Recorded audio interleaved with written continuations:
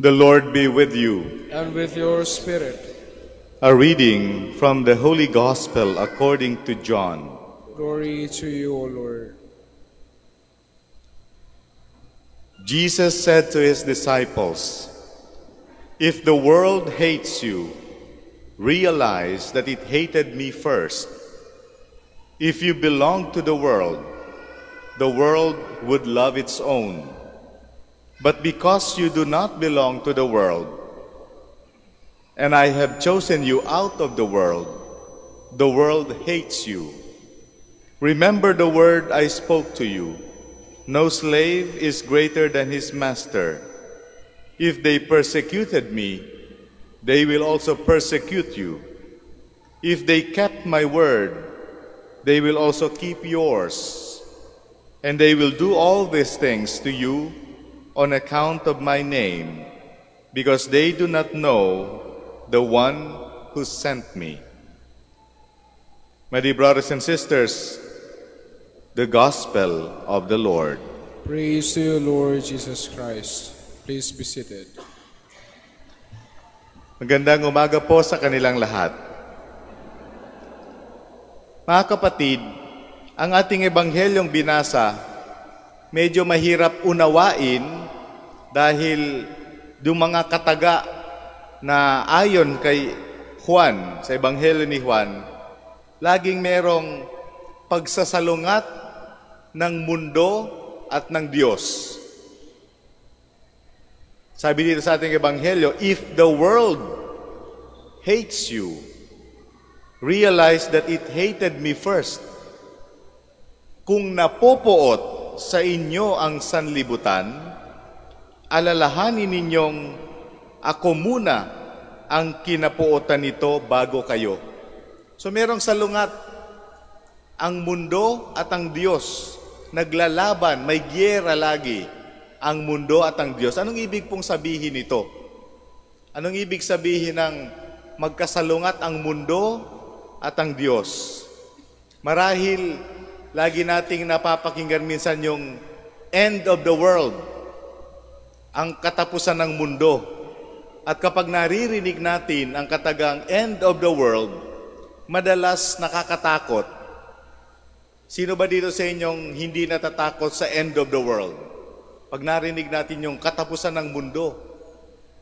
Kapag katapusan ng mundo, ang naiisip natin yung pagsabog ng bulkan, pagkakaroon ng napakainit na panahon, pagkakaroon ng mga giyera. Yun po ba yung katapusan ng mundo? Hindi po.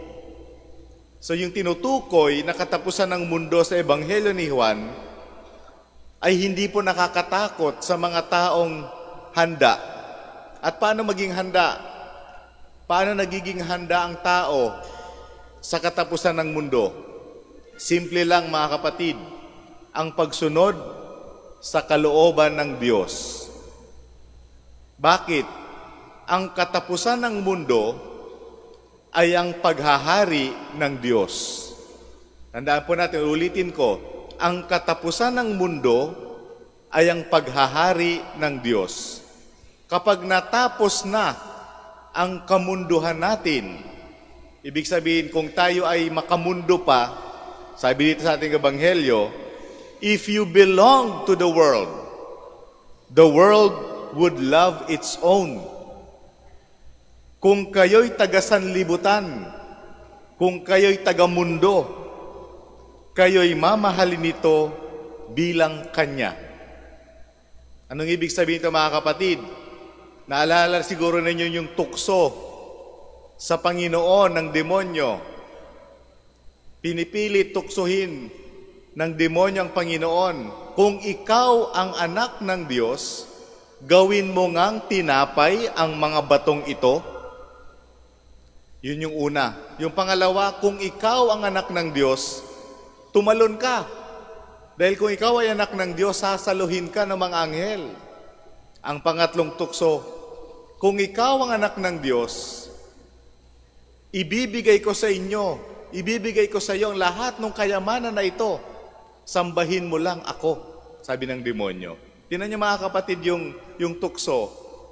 ang tukso ng mundo, kung mahal ka ng mundo, kung mahal din natin ang mundo, tinuturo ng mundo na ikaw ay may dignidad lamang kung ikaw ay may ginagawa.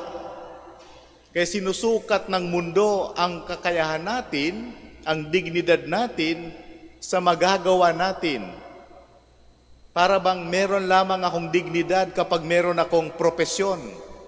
Kaya di ba pinipilit din natin, kapag sinusukat natin ang ating sarili sa pamamagitan ng batayan ng mundo, meron lamang tayong say, meron lamang tayong karapatan kapag meron tayong ginagawa. Paano yung mga walang ginagawa na? Paano kung retired na tayo halimbawa? Pero kung makamundo tayo, pinipilit nating sukatin ang ating dignidad sa pamamagitan ng pagpapakilala natin. Sino ka? Pag tinanong natin, sino ka? Maaring ang sagot natin, ako isang doktor, ako isang guro, ako isang pulis, ako isang abogado. So sinusukat agad natin yung ating pagkatao sa maaari nating gawin. Pero paano nga kung wala na tayong ginagawa? Paano kung matanda na tayo at hindi tayo makagalaw? Paano kung napakabata naman natin at wala pa tayong nagagawa? O ganun din yung pangalawang tukso sa Panginoon. Anong sabi? Tumalon ka dahil kung anak ka ng Diyos, di sikat ka, sasaluhin ka ng mga anghel. So sinusukat na naman ng mundo ang ating pagkatao sa pamamagitan ng ating reputasyon, sa pamamagitan ng ating pangalan. Kapag sikat ka, meron kang pagkatao. Pag hindi ka sikat, wala ka. Yung pangatlo, ganun din. Sinusukat ang ating pagkatao sa kung anong meron ka. Kaya pinipilit ng mundong bulungan ka. Kapag ikaw ay naglalakad sa mall, wala ka niyan. Wala ka niyan. Parang sinasabi, meron lamang tayong dignidad kapag meron tayong pinaka-latest na brand, pinaka-latest na modelo ng cellphone halimbawa. So ito yung mundo mga kapatid. Ang sinasabi dito sa ating ebanghelyo, kung kayo'y taga-mundo, kayo'y mamahalin nito bilang Kanya. Paano nalabanan ng Panginoon ang lahat ng mga tuksong ito? Balikan natin yung kwento. Ano po ba yung kwento bago yung pagtutukso sa Panginoon? Nung tinukso ng demonyo ang Panginoon, ito'y pagkatapos siyang binyagan. At nung bininyagan ng Panginoon, may tinig na nanggaling sa langit, ikaw ang pinakamamahal kong anak. Kaya hindi nakabatay sa kamunduhan yung pagiging anak. Kaya dito sa ating ebanghelyo mga kapatid, ibinabalik din sa atin yung ating tunay na pagkatao kapag tayo ay bininyagan. Ang sinasabi sa atin, hindi ikaw taga-mundo. Ang tunay mong pinanggalingan ay ang Diyos. Kaya pinapangalanan tayong pangalang Kristiyano kapag tayo ay bininyagan. Kaya napakaganda na yung ating pagpunta dito sa dambana, ang ipinapaalala sa atin ay isang ina. Isang ina na mag-aakay sa atin patungo sa tunay nating pinanggalingan. Naalala niyo siguro yung dialogue, yung pag-uusap ng Panginoon at si Nicodemo. Ang sabi ng Panginoon kay Nicodemo, kung hindi ka ipanganak mula sa taas. Anong ibig sabihin ito mga kapatid? Kung tayo ay hindi ipinapanganak mula sa tatay natin na nasa langit, bagamat nandirito tayo sa mundo, ang tunay na pinanggalingan natin ay ang Diyos Ama. Kaya kailangan nating balikan yung ating binyag. Dahil nung tayo bininyagan, tinanggap tayo ng Diyos bilang anak niya kahit wala pa tayong ginagawa. Kahit wala pa tayong dala-dala sa mundo. Bininyagan tayo 1 month old, 2 months old, 3 months old. Wala tayong kamuang-muang. Ibig sabihin mga kapatid, tinanggap ka. Tinanggap tayo kahit wala pa tayong pwedeng gawin. Yun ang tunay na pagmamahal. Unconditional love. Hindi tayo bininyagan. Hindi tayo tinanggap ng Diyos dahil meron na tayong reputasyon. Dahil meron na tayong propesyon. O dahil meron na tayong pwede nating sabing maireregalo sa Panginoon. Tinanggap tayo dahil tayo ay mahal niya. Kaya mga kapatid, sa bawat pagpunta natin sa dambana, sa bawat pagsisimba natin, balikan lamang natin lagi ang ating binyag. Ang mensahe ng binyag, ikaw ay anak ko, sabi ng Panginoon. Ikaw ay anak ng Diyos. Ikaw ay anak ng Diyos, walang if, walang but, walang kung, kundi tanggap ka ng Panginoon, tanggap ka ng Diyos, dahil ikaw ay nanggaling sa Diyos.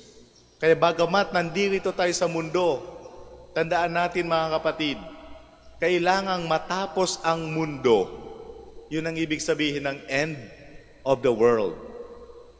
Kailangang matapos ang mundo para maghari ang Diyos. Dahil ang kaharian ng mundo ay matatapos lamang kapag naghahari na ang Diyos sa buhay natin. Kaya kung naiwaksi na natin ang batayan ng mundo sa ating buhay, pwede nating masabing tunay na ngang naghahari ang Diyos at tunay na ngang anak tayo ng Panginoon kapag naiwaksi na natin ang mundo sa ating buhay. Sa tulong ng mahal na ina, inaakay tayo. Meron tayong nanay na mag-aakay sa atin sa tunay nating pinanggalingan. At ang tunay nating pinanggalingan ay ang Amang nasa langit. Amen.